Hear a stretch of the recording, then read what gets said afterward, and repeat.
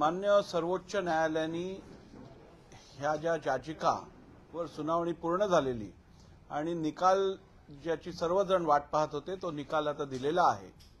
आणि मी सर्वप्रथम सर्वोच्च न्यायालयाचं अभिनंदन करू इच्छितो की त्यांनी संविधानिक शिस्त कायम ठेवत हा निर्णय दिलेला आहे।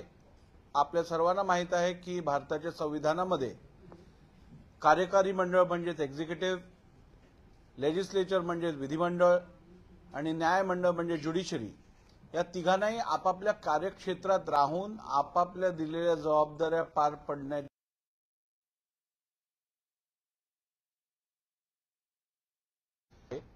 आणि त्याचा आदर राखत अध्यक्षांचे अधिकार हे अबाधित ठेवत या याचिकांविषयीचा निर्णय घ्यायच्या संदर्भातले अधिकार हे संपूर्णपणे अध्यक्षांचेच आहेत।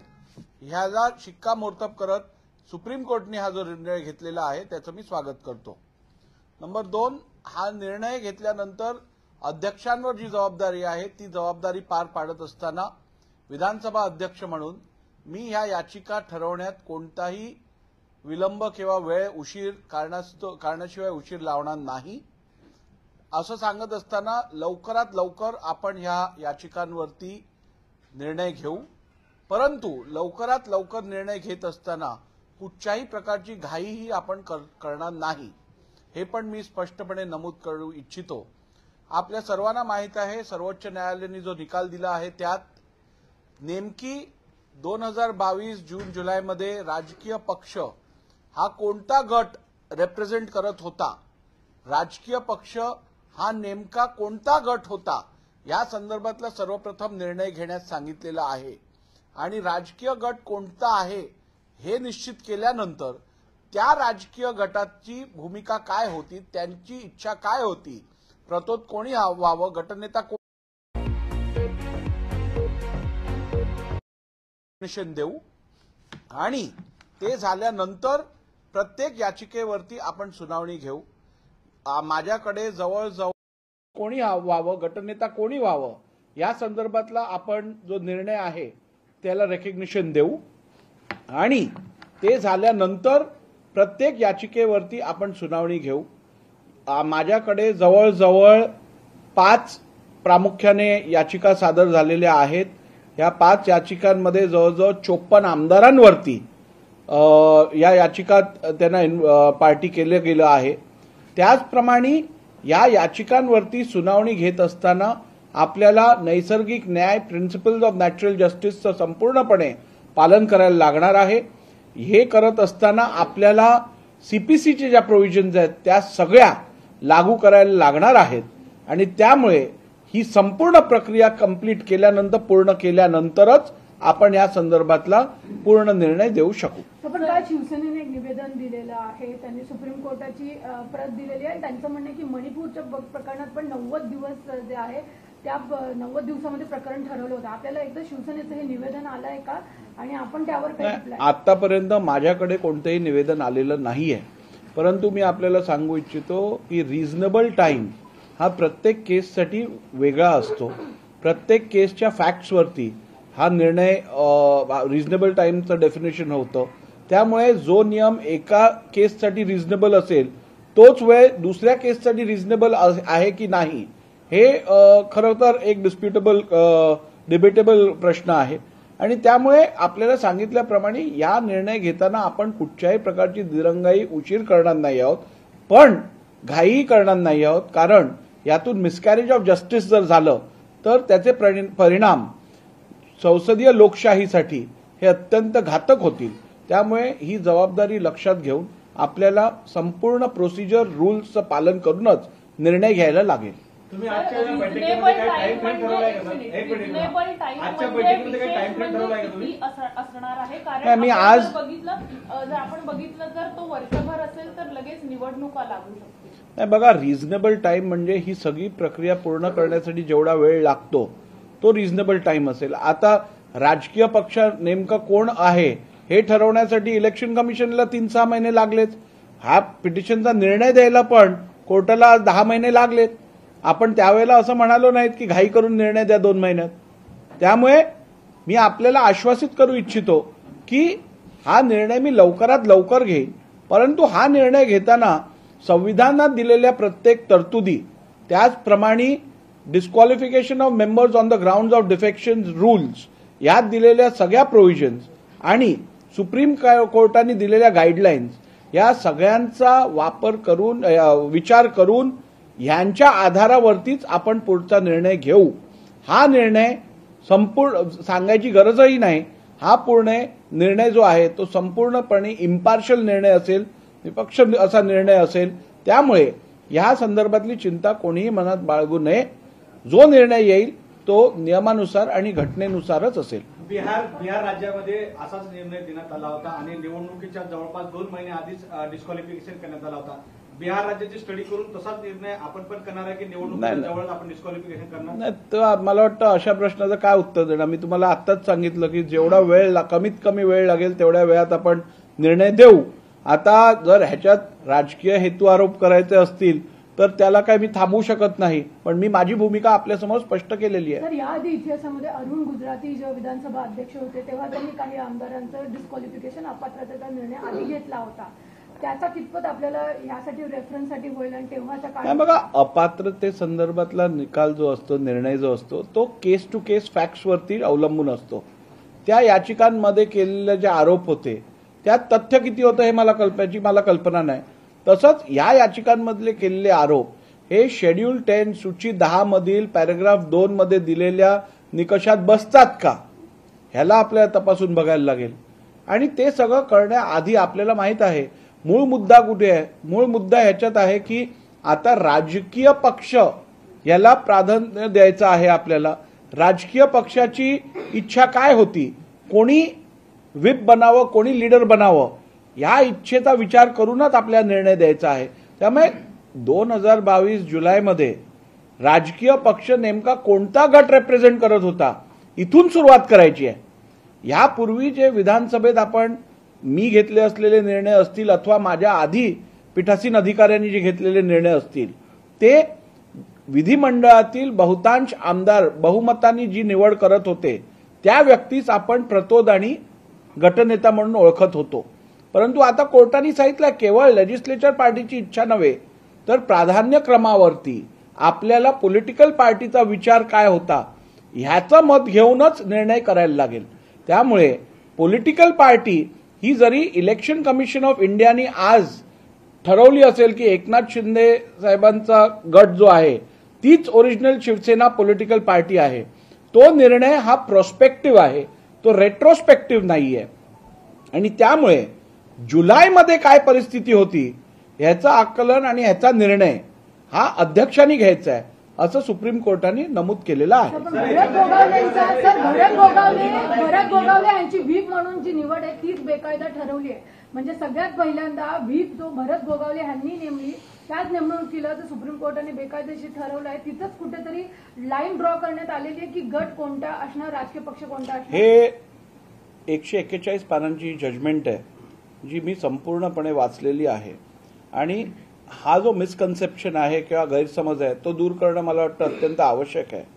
कोर्टाने आपल्या निर्णयात असं सांगितलं आहे की भरत गोगावलेंची निवड ज्याला आपण मान्यता दिलेली ती निवड ही राजकीय पक्षांनी केलेली निवड आहे का या संदर्भातली खातरजमा केली नसल्यामुळे ती निवड इल्लीगल किंवा नियमबाह्य आपलं कायदाबाह्य आहे असं कोर्टाने ठरवलेलं आहे.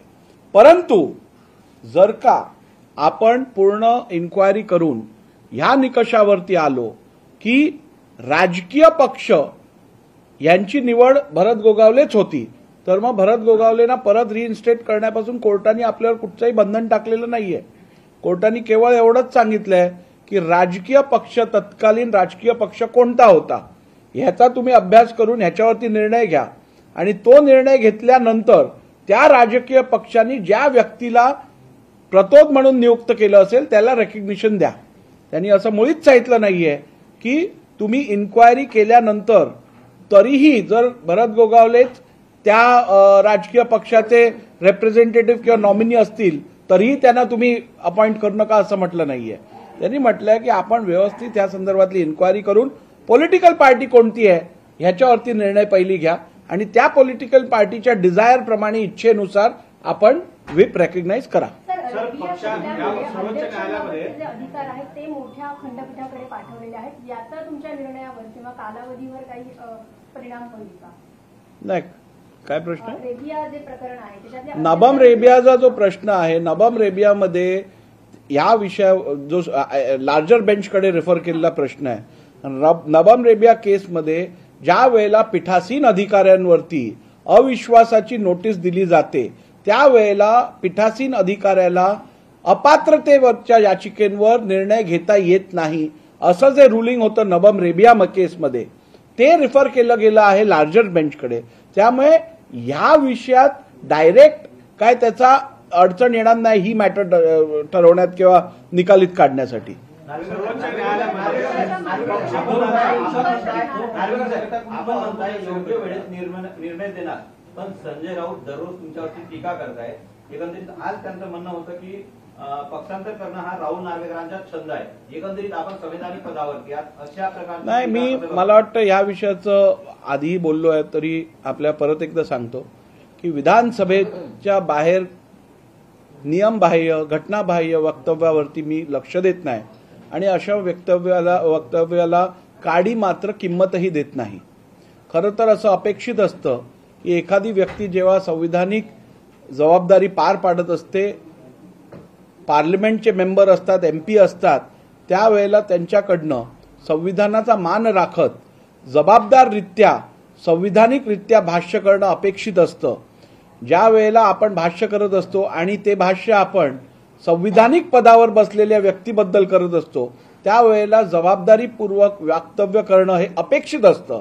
पण मला वाटतं अशी अपेक्षा काही लोकांकडनं ठेवणं व्यर्थ आहे आणि त्यामुळे अशा लोकांना इग्नोर करणं किंवा त्यांनी दिलेल्या भाष्याला महत्त्व न देणं हे लोकशाही आणि आपल्या एकूण कॉन्स्टिट्युशनल फंक्शनिंगसाठी महत्वाचं उपयोगी पडेल. निवडणूक आयोगामध्ये मी आपल्याला सांगितल्याप्रमाणे कुठच्याही दबावाखाली येऊन कधीच काम केलेलं नाहीये आणि यापुढेही दबावाखाली येऊन काम करणार नाही.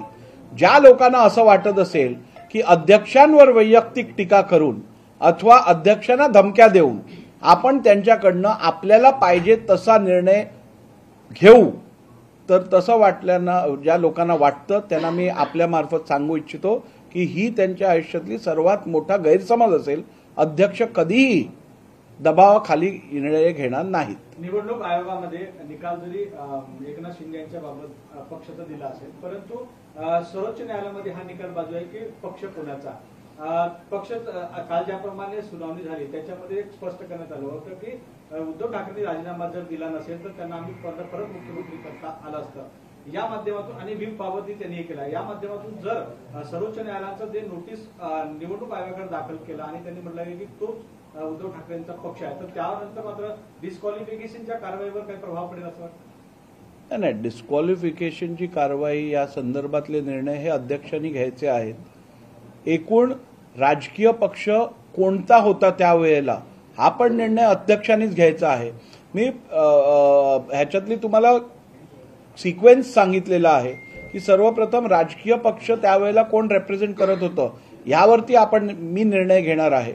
तो निर्णय झाल्यानंतर त्या राजकीय पक्षांनी कोणाला व्हिप म्हणून अपॉइंट केलं त्याला रेकग्निशन मी परत देणार आहे आणि ते झाल्यानंतर याचिका ज्या दाखल झालेल्या आहेत त्या याचिकांवरती मेरिट बेसिसवरती आपण निर्णय घेणार आहोत. पण कोर्टाने असं सांगितलेलं आहे की जुलैमध्ये जी मूळ संविधान होतं पक्षाचं शिवसेना ते तुम्हाला ग्राह्य धरायचं आहे. बरोबर आहे ना. त्यानुसार पक्षप्रमुख हे उद्धव ठाकरे, कारण उद्धव ठाकरेंकडे सगळे अधिकार होते. पक्ष संविधान जे इलेक्शन कमिशनकडे पक्षाच्या संविधानाची प्रत आहे ती आम्ही मागवून त्याचा अभ्यास करून त्या संविधानात दिलेल्या तरतुदीनुसार निवडणुका झाल्या आहेत का, त्या संविधानात दिलेल्या तरतुदीनुसार त्या पक्षाचं कार्य चालत आहे का, इलेक्शन कमिशनचे जे नियम आहेत त्या अनुसार ते संविधान आहे का, या सगळ्या बाबींचा तपास करून आम्ही पुढचा निर्णय घेऊ. मला 1 वर्ष लागेल.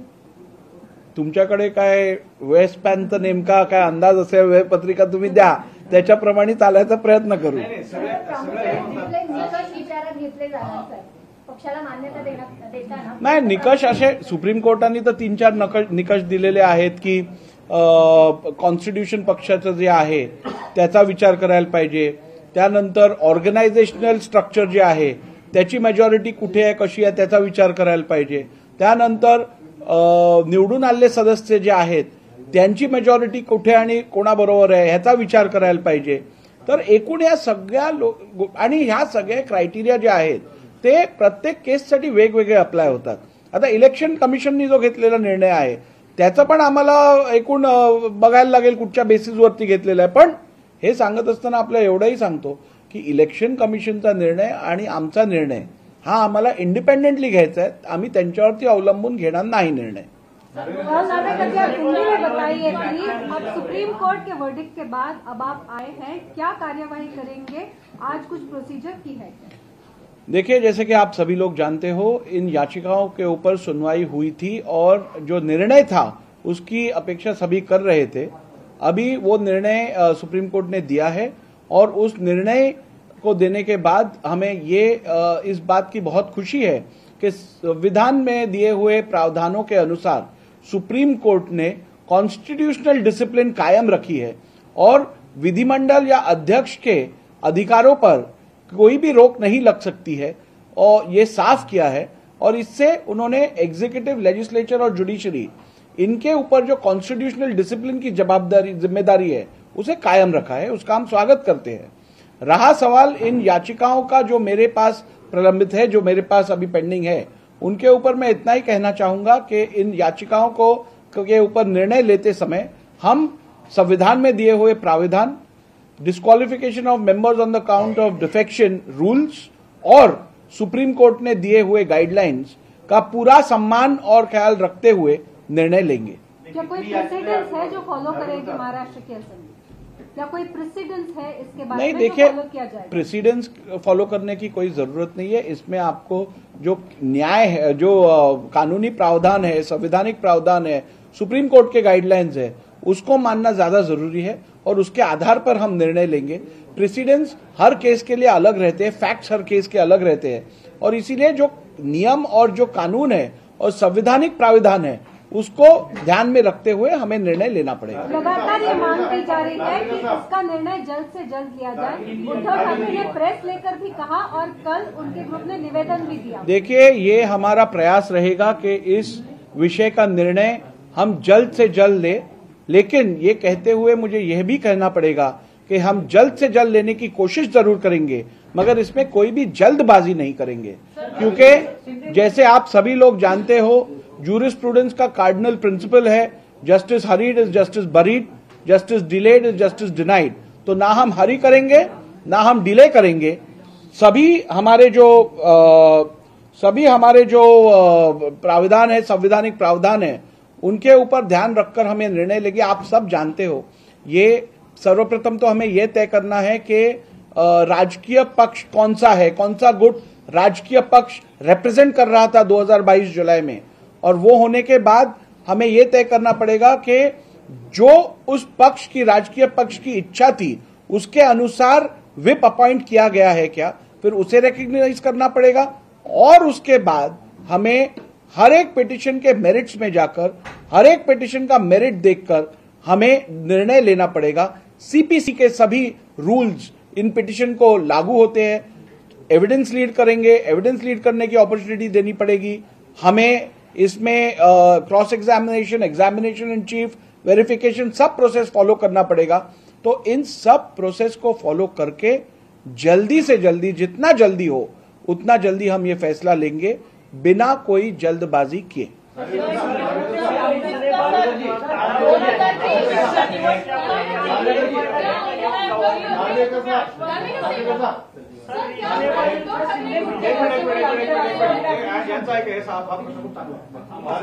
सर, रिजनेबल कालावधीची असल्यामुळे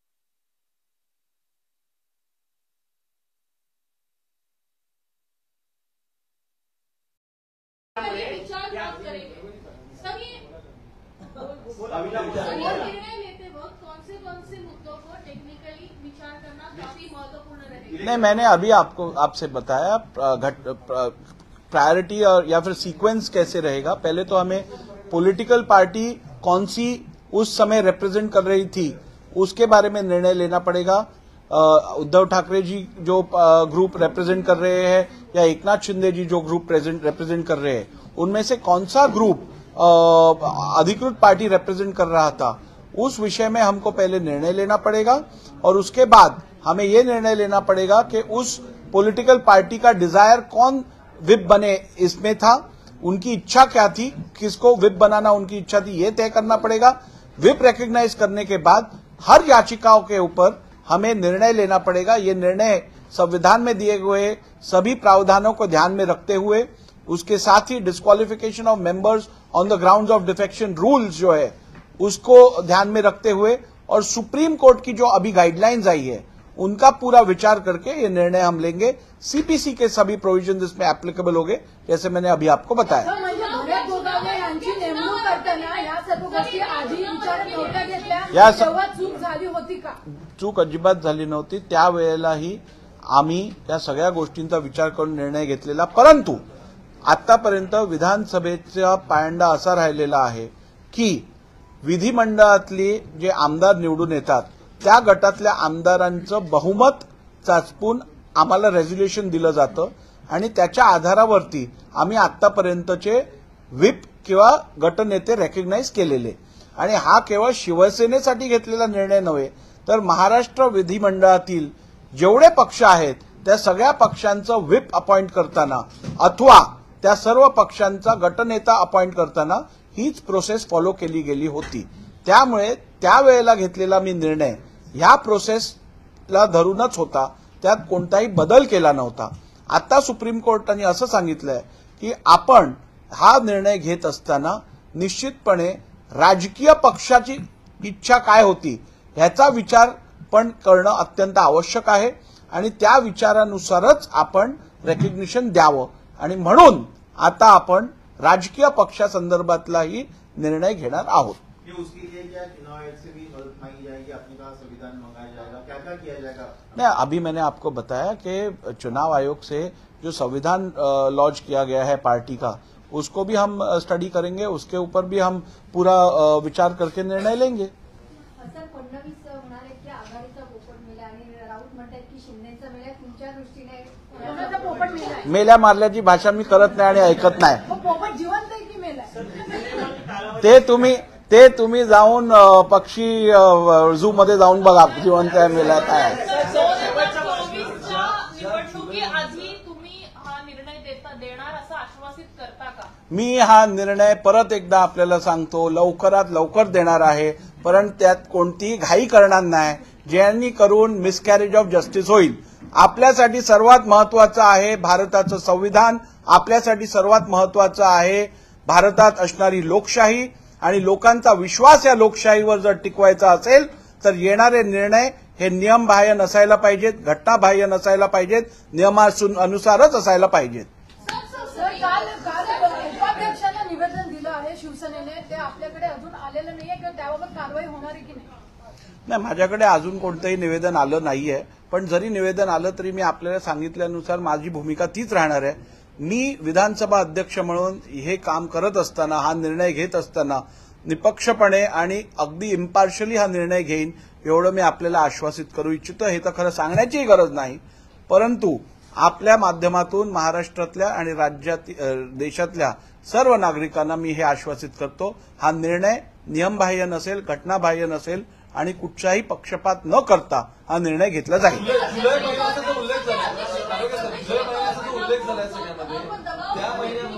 त्या महिन्यामध्ये पार्टीतलं स्पीड ऑलमोस्ट क्लिअर असं दिसत होतं जुलै महिन्यापासून, त्यानंतर पुढे सगळं 77 घडतात। मला असं विचारायचं की आता येणाऱ्या काय तुम्ही जे अभ्यास करणार त्या सगळ्यावरती, तो त्या जुलै महिन्याच्या अलीकडच्या गोष्टींचं कन्सिडरेशन असेल? हा चांगला प्रश्न आहे आणि ह्याच्यावरती उत्तर देणंही आवश्यक आहे। आतापर्यंत ईसीआयनी जो निर्णय दिला, इलेक्शन कमिशन ऑफ इंडियानी जो निर्णय दिलेला आहे तो निर्णय प्रॉस्पेक्टिव्ह आहे, म्हणजे ज्या दिवशी त्यांनी निर्णय दिला त्या दिवशीपासून पक्ष नेमकी कोण रिप्रेझेंट करतो हा प्रश्न उत्तरेत आलेला आहे. परंतु इलेक्शन कमिशनचा निर्णय हा कधी रेट्रोस्पेक्टिव्ह नसू शकतो, पाठच्या काळासाठी नसू शकतो, पुढच्या काळासाठी असतो. तर 2022 मध्ये ज्या वेळेला हे डिफेक्शनचे पिटिशन्स फाईल झाले त्यावेळेला पक्ष कोणाच्या कंट्रोलमध्ये होता किंवा पक्ष कोण रेप्रेझेंट करत होता हे समजून घेणं आवश्यक आहे. आणि तो निर्णय घेतल्यानंतरच आपल्या पुढचे निर्णय घेता येतील. म्हणून मी जो निर्णय देईन तो रेट्रोस्पेक्टिव्ह असेल, पाठच्या काळासाठी असेल, 2022 जुलैपासूनचा असेल. पक्षात ज्या वेळेला डिस्क्वालिफिकेशन पिटिशन्स फाईल झाल्या त्याचा जर कॉज ऑफ ऍक्शनचा वेळ जो दिलेला आहे तेव्हा कोण होतं, पक्ष कोण रिप्रेझेंट करत होतं, ह्याबद्दल मला विचार करायला लागेल. आपको जो है एक तरह से धमकियां दी जा रही है, कहा जा रहा है कि अब 3 महीने में मणिपुर केस का हवाला दिया जा रहा है, कहा जा रहा है कि जनता आपको फिर घूमने नहीं देगी अगर. देखिए, मैंने इसके पहले भी कहा है और आज भी स्पष्ट रूप से कहना चाहूंगा, ये विधानसभा के बाहर किए जाने वाले गैर जिम्मेदार और संविधान को जो अभिप्रेत नहीं है ऐसे बयानों के ऊपर मैं किसी भी प्रकार का ध्यान नहीं देता और उसे किसी भी प्रकार की कीमत नहीं देता. ऐसे बयानों को जिन लोगों को लगता है कि विधानसभा अध्यक्ष के ऊपर वैयक्तिक टिप्पणियां करके विधानसभा अध्यक्ष को धमकियां देकर उन पे दबाव डाला जा सकता है, तो मैं ये कहना चाहूंगा कि ऐसे दबाव के अंदर आकर मैं कभी काम नहीं करता हूं और ऐसे दबाव का मेरे ऊपर कोई परिणाम भी नहीं होता है. जो निर्णय मैं लूंगा वो संविधान में दिए हुए प्रावधानों के अनुसार, नियमों के अनुसार लूंगा. आमतौर पर यह अपेक्षा रहती है कि जो व्यक्ति संसद में काम कर रहा हो, जो संवैधानिक पद पे बैठकर काम कर रहा हो, वो व्यक्ति जिम्मेदारी से अपने बयान करेगा. किसी कॉन्स्टिट्यूशनल पोस्ट पे बैठे हुए व्यक्ति के बारे में गलत बयान नहीं करेगा. लेकिन मुझे लगता है ऐसी अपेक्षा कुछ लोगों से करना बेकार है और इसीलिए ऐसी अपेक्षा न करते हुए उन्होंने किए हुए बयान को नजरअंदाज करना ये लोकशाही और संविधान के सुरक्षा के लिए उत्तम रहेगा. चला, थँक्यू. चालूच आहे ना.